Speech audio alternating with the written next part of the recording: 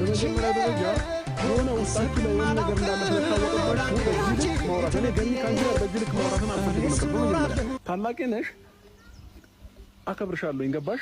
ማንኛውም ሰው በማከብርበት መንገድ ማለት ነው። ግን ደግሞ የማይሆን ነገር ደግሞ ውሸት ስትሰሪ ደግሞ እኔም እዚህ ጋር ማጋለጥ እችላለሁኝ። እኛ የማይመስል ነገር እያመጣችሁ ማውራት አትችሉም። ይሄ ልጅ ጠፋ ብላ ከተራች ጀምሮ የሁሉ ነገር እያየሽ የፈለገ ነገር ቢሆን ዝም ልትያችም ገኒ ታውቃለች፣ ታውቂያለሽ፣ አውቃችሁ ያደረጋችሁት ነገር ከዛ እኛ እንድንያዝ ነበር። ከዛ እውነቱ